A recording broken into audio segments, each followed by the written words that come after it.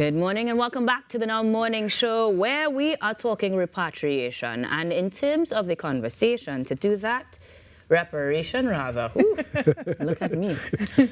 We are talking reparation. And to do that this morning, Attillah Springer joins us in her capacity as Culture and Communications Consultant. And we are also joined by Chief Ricardo Bharath-Hernandez, the Chief of the Santa Rosa First People Community. Ladies and gentlemen, good morning and welcome. Good morning. I mean, part of the conversation kind of will go that way, but really and truly, it is one that we've been seeing happening more in the global space within recent times. And so let's make some distinctions and definitions. National Repatriation Week has already commenced. Reparations. National Reparations Week has started. Don't beat up yourself, because the two words are definitely linked and connected. And actually, as part of the 10-point CARICOM plan for reparatory justice, repatriation is one of the options that exist. So let's make the distinction. Let's dive into it. So repatriation means going back to somewhere. So I mean, for people who listen to reggae music, we know that repatriation is a must. Was one of like the core principles of Rastafari, for example. And repatriation has now become, one of the and this has been the case since emancipation and before emancipation. People asking to be sent back to their home, their place of origin. Right. Reparations is a word meaning to repair, right? And so the belief is that repair is necessary for the damage done for Native genocide, specifically, so the eradication and enslavement of First Peoples of the Caribbean, and as well the ongoing results of 400 years of chattel enslavement in the Caribbean, the enslavement of Africans. And so the reparations movement in the Caribbean is focused on repairing the damage, the ongoing damage of these 500 years of underdevelopment, trauma, economic, specifically economic underdevelopment. And there's also cultural, spiritual, historical wrongs that need to be corrected. And so this global movement that is around reparations, specifically in the Caribbean, is around these particular issues.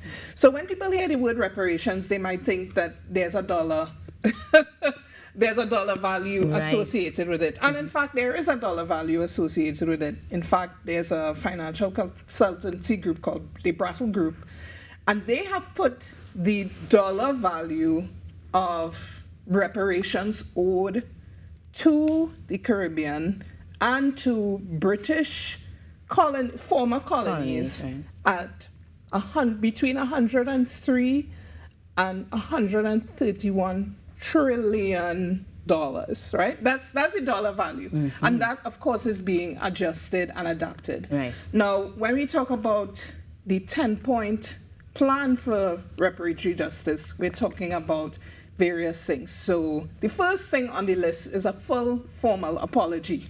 Right? We want an apology from the countries who were involved. And we're not just saying the people who were shipping people. We're talking about the people who were making the ships.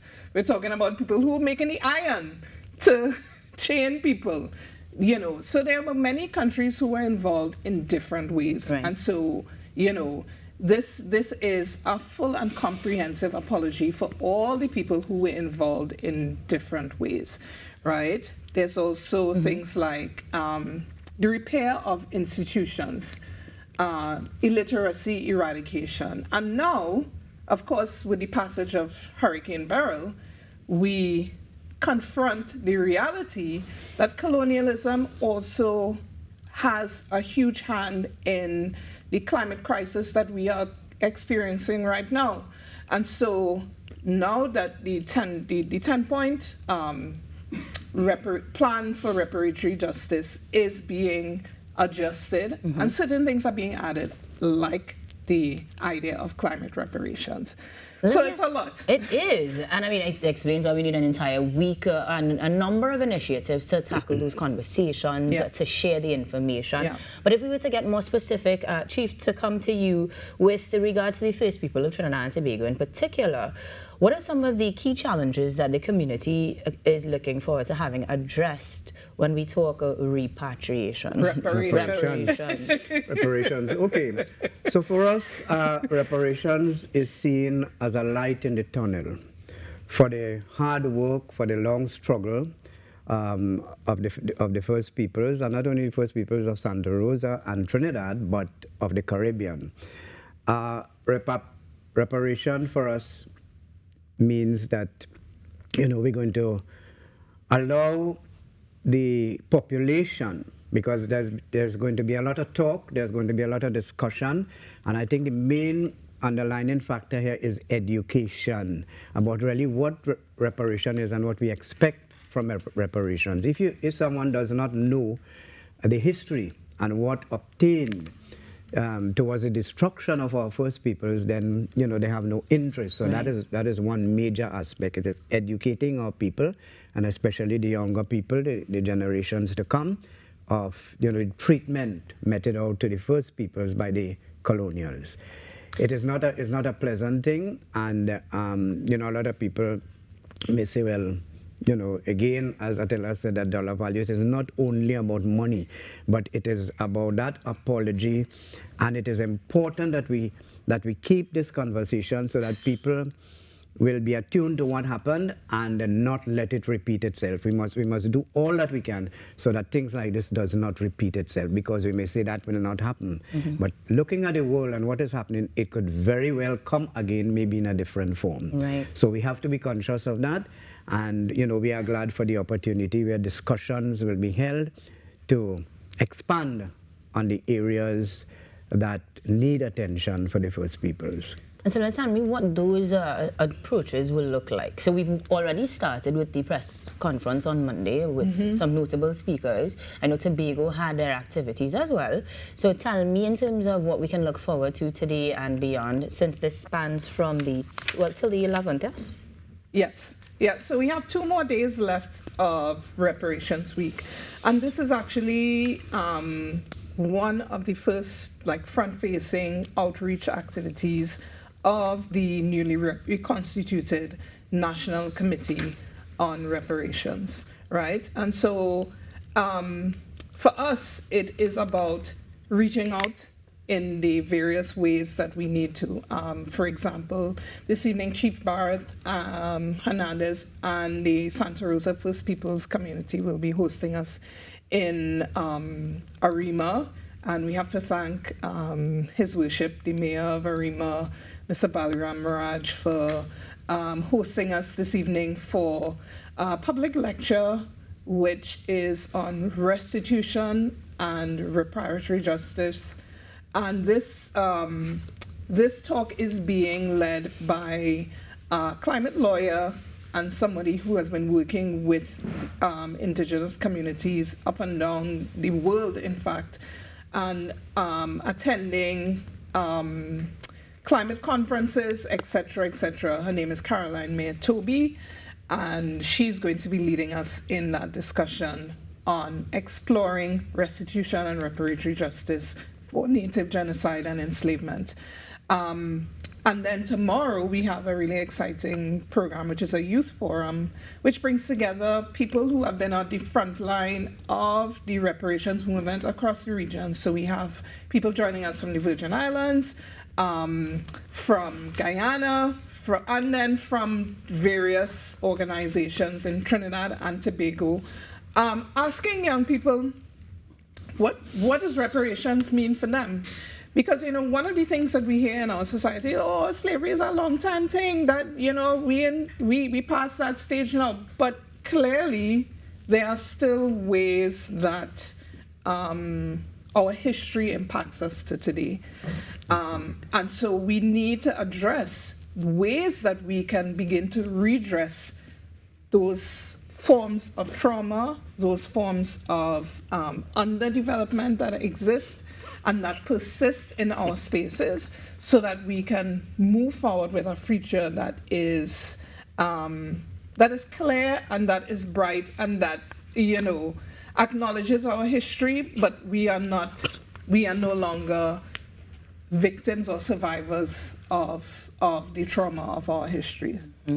That is a lot to pack into the week. Yes. And I know that it is a conversation that we want to continue. So in terms of connecting to the organizations or any others that might be involved, so that we can learn, so that we can continue the conversations within our homes or amongst ourselves, what sources can we go to?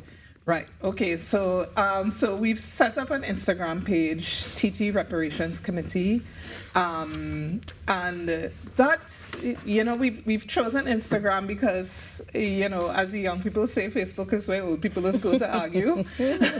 So we are focusing our energies on reaching out to young people and being able to engage them specifically in the conversation, our thanks also to the Ministry of Foreign and CARICOM Affairs, because they have been, they are a line ministry, and so they have been creating spaces for support for us as we build and expand the work of the committee. And so essentially what we want to do is we want to encourage people, if they want an event to happen in their community, that they reach out to us. We are very, very amenable to coming into communities and doing.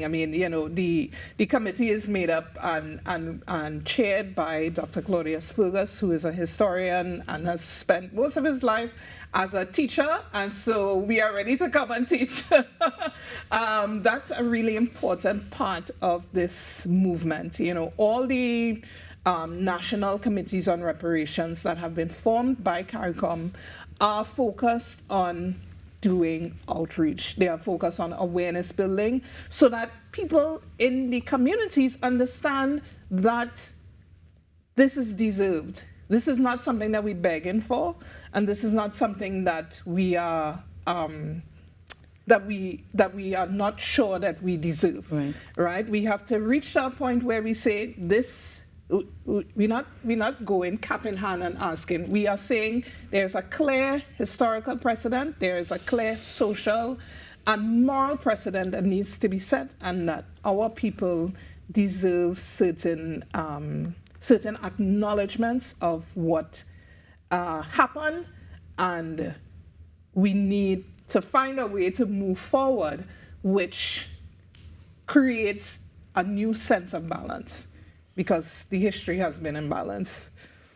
Attillah, Chief, thank you very much for joining us this morning. I wish you good luck in continuing to have these conversations as National Reparation Week, the 8th of July to the 11th of July, continues. We'll be back with more on the Now Morning Show. Stick around.